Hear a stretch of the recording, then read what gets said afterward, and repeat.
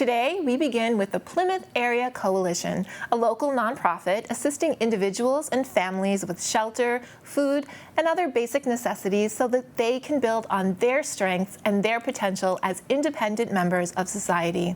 Julie Thompson invited Chief Executive Officer Sue Giovanetti via Zoom to talk about how the coalition is serving and adapting. So pleased to welcome Sue Giovanetti, who is the Chief Executive Officer of the Plymouth Area Coalition for the Homeless. Welcome, Sue. Thank you so much for being here today. And thank you for having us. Can you just tell the audience a little bit about what the coalition does, exactly what you're responsible for?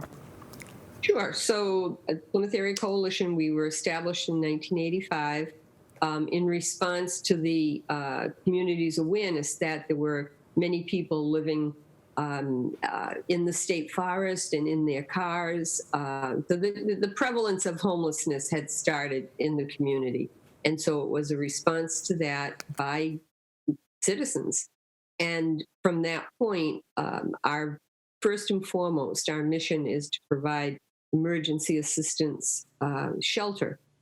For the larger part of that time, we've provided emergency assistance shelter for families.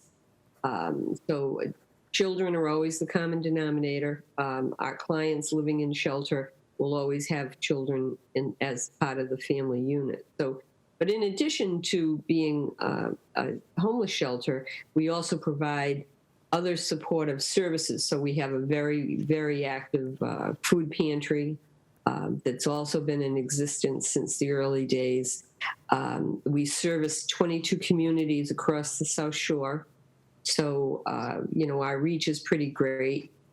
We have what we call the FAIR program. That's a family and individual resource program that provides household items, clothing, and furniture when it's available and we have it to families that need that type of assistance.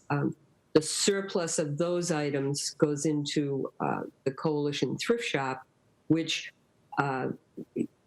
makes clothing and household items available to families at a nominal rate. It's been a great success, and the revenue from the thrift shop goes right back into the coalition programs.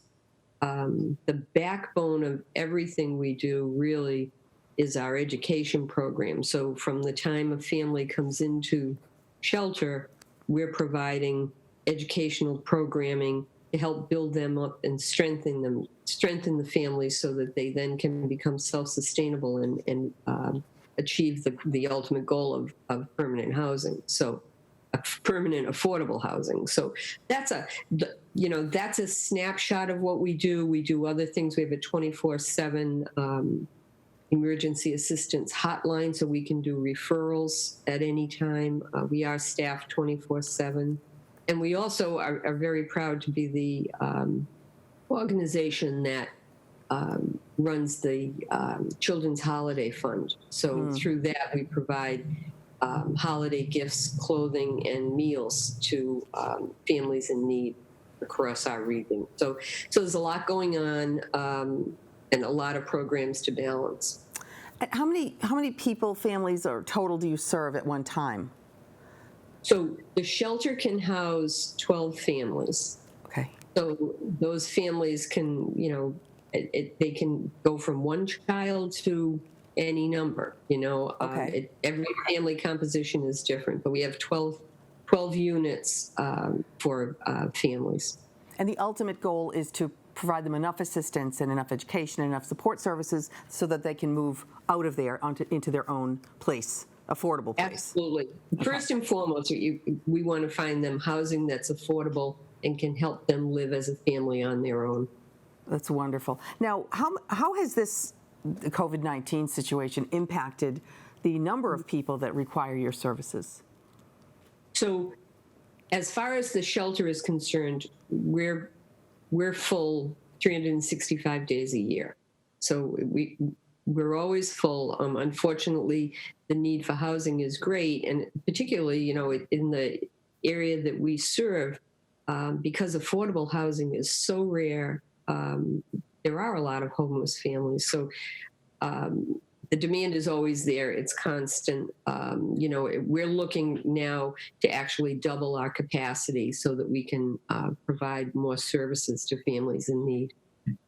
That's, the need is out there. It's not diminishing. Yeah. Now, what about social distancing and keeping the people that are there safe, both the staff and the families who are there living? Yeah. So we have done from even pre. I believe it was March 5th or 6th, right in that area.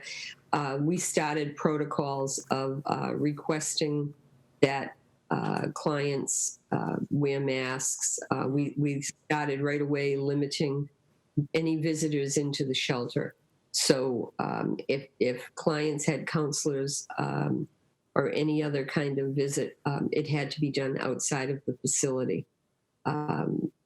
So we really were doing everything we could to restrict any outside chances that any infection could come into the building. Hand sanitizers were part and parcel of what we did already. We have wall-mounted hand sanitizers all throughout the building on a normal course. But certainly we made available to the families individual hand sanitizers. Sure. We do everything we can to encourage folks, and we've got signage we've changed up now a couple of times in the building so that just keeping people aware. Yep. Now, children, you have a lot of children there, and are they part of the school system, and how did that whole thing work with the remote learning for the children? That must have been a challenge. Well, it is because, and actually I think today might be the very last day for one of our kids. Of school, yeah. So the children in the shelter go to multiple different districts to school. It all depends on what their family chooses. The majority of them go to Kingston Elementary or Silver Lake.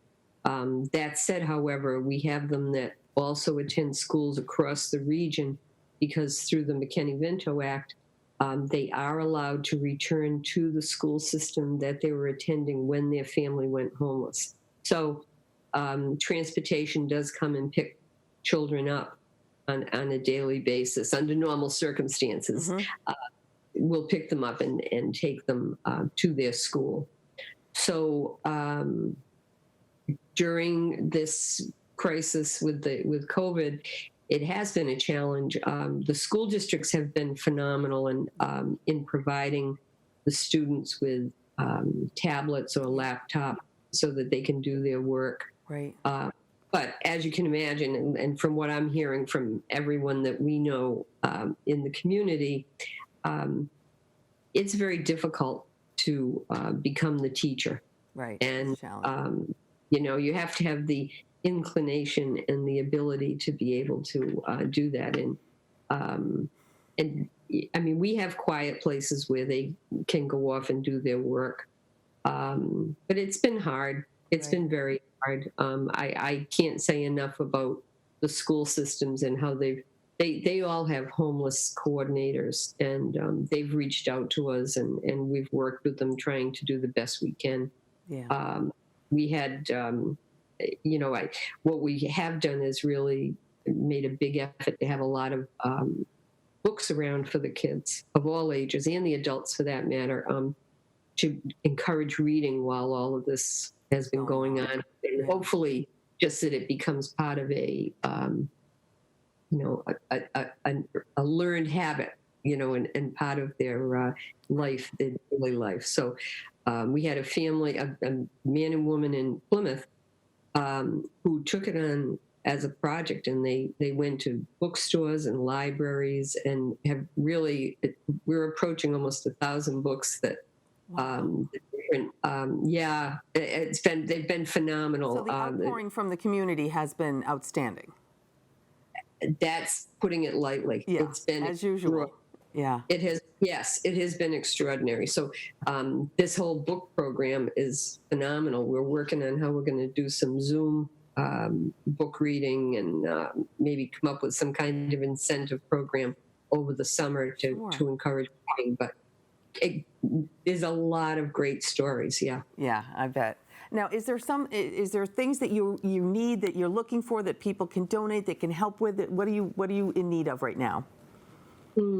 So, I mean, in the shelter, we need the same thing every family needs. We need bed pillows desperately. We need twin size sheets. We need towels. So that's like on the shelter side, because we have so many people that we're moving through. They take a lot of use. So those type of things we desperately need. We're pretty well set at the moment on masks and hand sanitizer. The food pantry is where we are really feeling the need. Our requests for food assistance have quadrupled since March.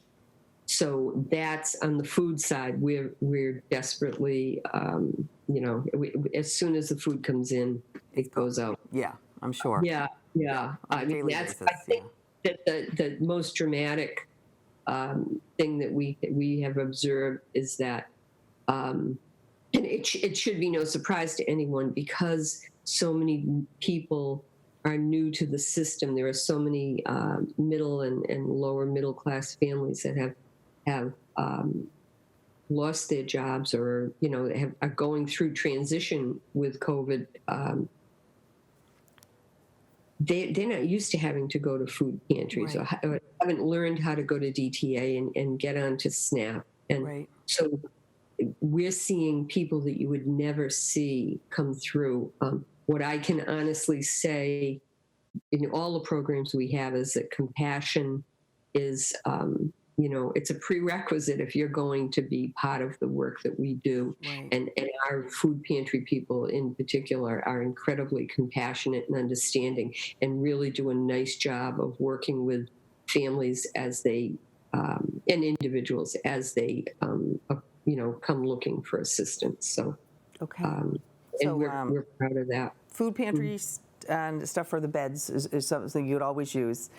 Sue, Yes.